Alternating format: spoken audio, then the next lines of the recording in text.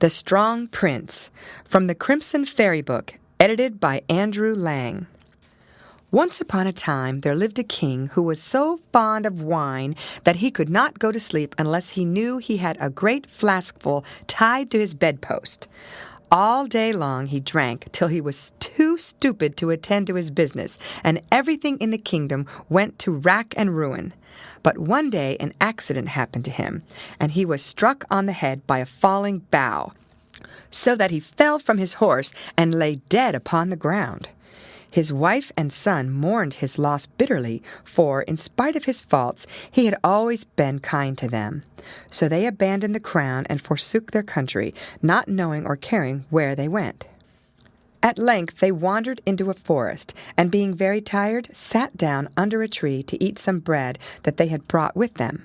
When they had finished, the queen said, "My son, I am thirsty. Fetch me some water." The prince got up at once and went to a brook which he heard gurgling near at hand. He stooped and filled his hat with the water, which he brought to his mother. Then he turned and followed the stream up to its source in a rock, where it bubbled out clear and fresh and cold. He knelt down to take a draught from the deep pool below the rock, when he saw the reflection of a sword hanging from the branch of a tree over his head. The young man drew back with a start, but in a moment he climbed the tree, cutting the rope which held the sword, and carried the weapon to his mother. The queen was greatly surprised at the sight of anything so splendid in such a lonely place, and took it in her hands to examine it closely. It was of curious workmanship, wrought with gold, and on its handle was written, "The man who can buckle on this sword will become stronger than other men." The queen's heart swelled with joy as she read these words, and she bade her son lose no time in testing their truth. So he fastened it round his waist, and instantly a glow of strength seemed to run through his veins. He took hold of a thick oak tree and rooted it up as easily as if it had been a weed. This discovery put new life into the queen and her son, and they continued their walk through the forest. But night was drawing on, and the darkness grew so thick that it seemed as if it could be cut with a knife. They did not want to sleep in the wood, for they were afraid of wolves and other beasts, so they groped their way along, hand in hand, till the prince tripped over something which lay across the path. He could not see what it was, but stooped down and tried to lift it. The thing was very heavy, and he thought his back would break under the strain. At last, with a great heave, he moved it out of the road, and as it fell, he knew it was a huge rock. Behind the rock was a cave, which it was quite clear was the home of some robbers, though not one of the band was there. Hastily putting out the fire which burned brightly at the back, and bidding his mother come in and keep very still, the prince began to pace up and down, listening for the return of the robbers. But he was very sleepy, and in spite of all his efforts, he felt he could not keep awake much longer, when he heard the sound of the robbers returning, shouting and singing as they marched along. Soon the singing ceased, and straining his ears, he heard them discussing anxiously what had become of their cave, and why they could not see the fire as usual. "This must be the place," said a voice, which the prince took to be that of the captain. "Yes, I feel the ditch before the entrance. Someone forgot to pile up the fire before we left, and it has burnt itself out. But it is all right. Let every man jump across, and as he does so, cry out, 'Hop! I am here! I will go last. Now begin.'" The man who stood nearest jumped across, but he had no time to give the call which the captain had ordered, for with one swift, silent stroke of the prince's sword, his head rolled into a corner. Then the young man cried instead, "Hop! I am here!" The second man, hearing the signal, leapt the ditch in confidence, and was met by the same fate, and in a few minutes 11 of the robbers lay dead, and there remained only the captain. Now the captain had wound round his neck the shawl of his lost wife, and the stroke of the prince's sword fell harmless. Being very cunning, however, he made no resistance, and rolled over as if he were as dead as the other men. Still, the prince was no fool, and wondered if indeed he was as dead as he seemed to be, but the captain lay so stiff and stark that at last he was taken in. The prince next dragged the headless bodies into a chamber in the cave and locked the door. Then he and his mother ransacked the place for some food, and when they had eaten it, they lay down and slept in peace. With the dawn, they were both awake again and found that, instead of the cave which they had come to the night before, they now were in a splendid castle full of beautiful rooms. The prince went round all these and carefully locked them up, bidding his mother take care of the keys while he was hunting. Unfortunately, the queen, like all women, could not bear to think that there was anything which she did not know. So the moment that her son had turned his back, she opened the doors of all the rooms and peeped in, till she came to the one where the robbers lay.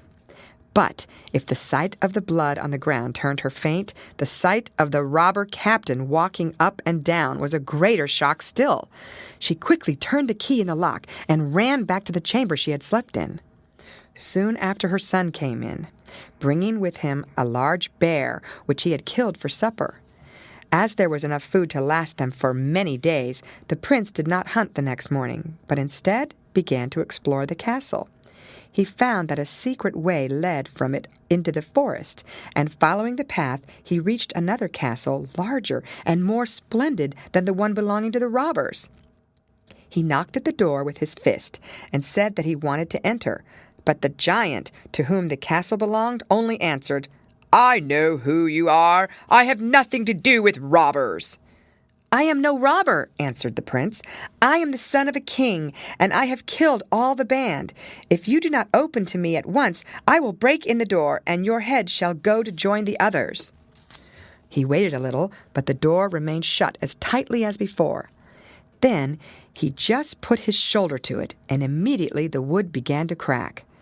When the giant found that it was no use keeping it shut, he opened it, saying, "I see you are a brave youth. Let there be peace between us."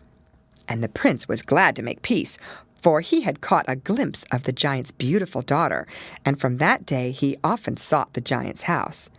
Now the queen led a dull life all alone in the castle, and to amuse herself she paid visits to the robber captain, who flattered her till at last she agreed to marry him.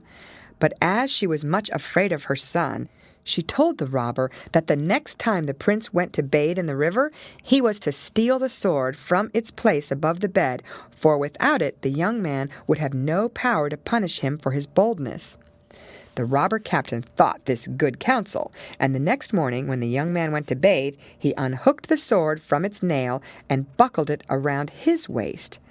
On his return to the castle, the prince found the robber waiting for him on the steps, waving the sword above his head, and knowing that some horrible fate was in store, fell on his knees and begged for mercy. But he might as well have tried to squeeze blood out of a stone.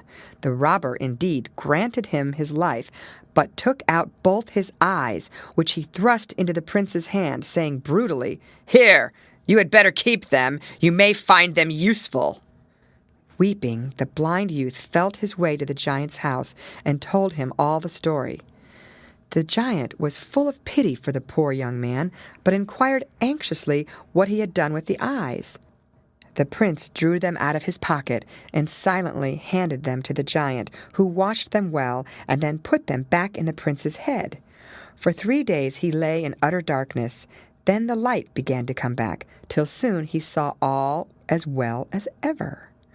But though he could not rejoice enough over the recovery of his eyes, he bewailed bitterly the loss of his sword, and that it should have fallen to the lot of his bitter enemy. "Never mind, my friend," said the giant. "I will get it back for you." And he sent for the monkey, who was his head servant. "Tell the fox and the squirrel that they are to go with you, and fetch me back the prince's sword," ordered he. The 3 servants set out at once, one seated on the back of the others, the ape, who disliked walking, being generally on top. Directly they came to the window of the robber captain's room.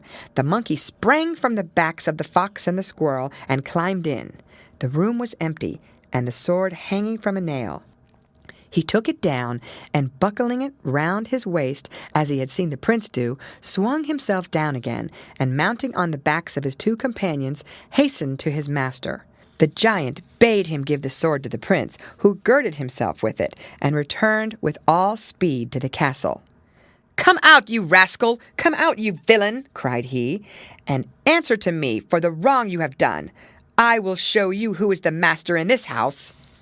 The noise he made brought the robber into the room. He glanced up to where the sword usually hung, but it was gone, and instinctively he looked at the prince's hand, where he saw it gleaming brightly. In his turn he fell on his knees to beg for mercy, but it was too late. As he had done to the prince, so the prince did to him, and blinded, he was thrust forth and fell down a deep hole, where he is to this day. His mother the prince sent back to her father, and never would see her again. After this he returned to the giant, and said to him, "My friend, add one more kindness to those you have already heaped on me. Give me your daughter as my wife." So they were married, and the wedding feast was so splendid that there was not a kingdom in the world that did not hear of it. And the prince never went back to his father's throne, but lived peacefully with his wife in the forest, where, if they are not dead, they are living still. The end. Read by Lorraine Montgomery for Lit2Go on the web at fcit.usf.edu.